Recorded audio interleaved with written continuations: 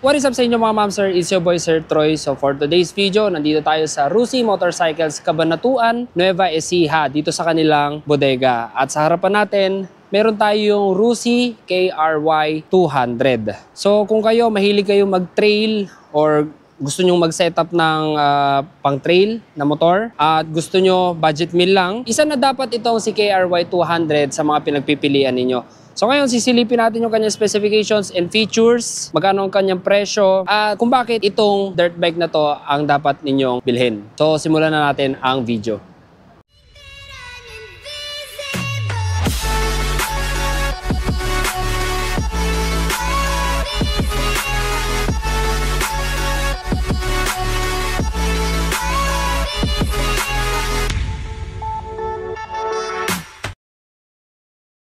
Okay, Rusi KRY 200. So alam naman natin na si Rusi kilala sa pagiging affordable at practical. Kung kayo nga ay mahilig mag-trail or gusto nyong ma-experience mag-trail or gusto nyong ibisyo yung pagte-trail, ito na, Rusi KRY 200. Bago tayo pumunta sa specifications niya at sa features, i-walk around ko muna kayo sa motor na to. Ipapakita ko sa inyo yung mga parts niya at yung kagandahan sa motor na ito. Alright, Rusi KRY 200. Ayan. So simulan natin dito sa likod. Ito po yung kanyang itsura. Matalim na matalim. Slick lang. Yung kanyang brake light. LED. Turning signals. Mahaba yung kanyang tail fender. So ito yung kanyang standard na gulong. Black tires agad, ano? So kung kayo magro-road or gusto nyong papormahin ito ng pang street, papalitan nyo ito ng road tires. So alam ko ang tawag sa ganun ay motard. Ito kasi extreme kasi ito, no? Yung motard is flat surface lang siya. Hindi siya dual sport or ganitong black tires. Pero itong standard na gulong na nakakabit dito kay KR, sulit na ito. Disc brake niya, single piston sa likod. Naka-wavy disc brakes. Spoke rims. Ang ganda. So makanto ka man dyan or mabengkong mo man yan is repairable pa rin yan dahil siya ay spokes. So tube type siya. So ang size ng gulong sa likod ay 110, 90, rim 16. So pwede ka rin mag-angkas dito dahil mayroon tayong tapakan. At pangdalawahan pa rin yung kanyang seat. Medyo makitid, manipes. Pero grabe yung pagka-rough ng texture niya, no? Sa design naman natin, meron siyang mga pailang-ilang fairings na may decals ng Rusi. Ayan, white, blue, gray. Ito yung kanyang exhaust, dadaan sa binte. Pero meron siyang heat guard dito. At ito, yung Rusi. Ayan, may nakalagay na Euro 3. Ito yung kanyang exhaust. So kung nagtataka kayo sa mga bago pa lang at interested sa dirt bike, bakit nasa taas ang kanilang mga exhaust? So kung ito man ay i-river crossing nyo or malulusong sa baha, hindi papasok ang tubig sa exhaust. Meron tayong kickstarter, brake lever. I think may mga goma rin to or wala. Pero ito sobrang talim ng mga spikes ng kanyang foot peg. Nafo-fold din siya. Para pagka nag-trail kayo, hindi kayo madulas-dulas dito, no? Kung sakaling basa or maputik ng sobra yung tatakbuhan ninyo, hindi kayo madudulas. Tapos ito yung kanyang brake master para sa rear. Front fender, mataas kasi siya ay dirt bike. And then upside down fork. May sleeves or may cover. Meron ding cover dito na plastic sa harapan. So tire size natin sa front, 2.75, rim 18. Spoke din yung kanyang, so naka disc brake, double piston, wavy disc brake. Ayan. At may mga sticker yung mugs natin dito.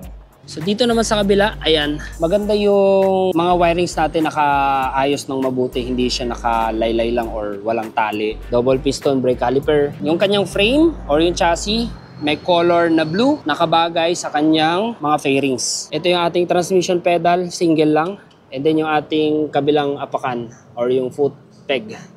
Ayan, ang kapal ng spikes niya. Tapos meron tayong side stand. Ito yung on and off and reserve ng ating carburetor. Sa harapan naman, LED din lahat.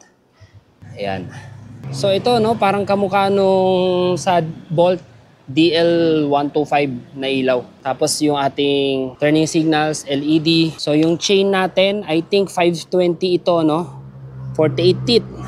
Yung sprocket, napakalaki. Napakasarap pang panikan nito. Tapos yung suspension natin sa likod, monoshock. I think non-adjustable ito or nasa taas yung kanyang pang-adjust. Gold chain pa siya, oh. Okay, so dito naman sa ibabaw, Ito yung ating fuel tank. Hindi ko sigurado kung ilan ito pero babasahin natin mamaya sa specifications. So sa kaliwa, meron tayong light switch, high and low beam, turning signals, horn, clutch. Yung clutch niya may guhit dito, no, para pagka natumba kayo or ano, hindi lang siya basta bebengkong, mababali talaga siya. Or kapag nabali ito, pwede nyo pang gamitin ito.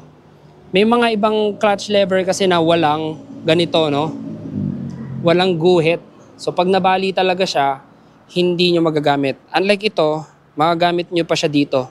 Kapag nabali siya, dito lang siya mababali. So handlebar niya is tapered. Yung kanyang digital panel dito, manipis lang. I think fuel, speedometer, and then everything is light indicator na. Dito naman yung ating throttle, brake lever, ganun din, may guhit din siya para pagka natumba at nabali, magagamit nyo pa rin. So electric starter natin, may kill switch siya, no? Yun, no? Ibang design yung kanyang kill switch. Stig. Okay, so punta na tayo sa kanyang specifications. So si Rusi KRY200 ay may engine displacement na 200cc, single cylinder, 4-stroke, air-cooled. Meron siyang maximum power of 16 horsepower at 15 Newton meters of torque. So carburetor, 5-speed manual with kick and click starter. Sa seat height naman niya, 810, ground clearance, 210, at ang kanyang dry weight ay 123. I think kung may laman pa ito, kasama yung kanyang engine oil at yung fuel tank, ay aabot din ito ng 130 kilograms. So disc brake yung likuran, disc brake din yung harapan, all LED. Meron siyang sporty muffler, malaki yung tunog niyan. So fuel tank capacity natin is 12 liters. And then yung fuel consumption nito, mga nasa around 25 to 30 kilometers per liter. Depende sa trail or depende sa lugar na paggagamitan ninyo, riding conditions. So sa presyo naman ni Rusi KRY200, so ito po new design ito, ano. So siya ay may cash price na 85,000, down payment na 7,000 at monthly installment na 3,475 for 3 years. So less rebate na po yun, yung 3,475 na yun. And bukod sa blue, meron din tayong mga available na kulay gaya ng red and orange. Ito talaga pansinin. Mas gusto ko yung kulay nito, no? So si Sir Troy ay may height na 5'6" at ganito yung upo natin dito.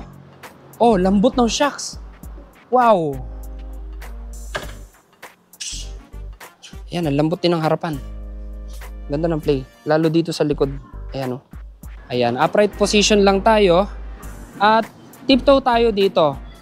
Pero para sa akin na isang big bike user na, magaan na para sa akin ito. At one time, alam ko na experience ko na itong motor na ito nung sumama tayo kay Mr. Bright. Kasi meron tayong na-experience noon yung DT125. And then, alam ko pinasakyan din nila sa akin yung ganito, no? And meron na rin tayong na-try na 400cc na dirt bike. Hindi ko lang maalala kung ano yun, pero alam ko China bike din yun. So, ayan. Magandang-maganda na ito para sa beginner, no? 200cc. At the same time, manageable yung kanyang timbang. Okay guys, kung tingin nyo mas okay maglabas ng KRY200 instead na gumastos ka ng mas malaki para sa mas branded na dirt bike, nasa sa inyo na yon. Pero I think ito, good choice na itong KRY200. So, ayan. Yan po ang review natin para kay Rusi KRY200. So, kung nagustuhan nyo yung vlog natin, please like, comment, share, and subscribe and hit the bell notification para updated kayo pag may bago tayong video. So, ride safe and see you on my next one.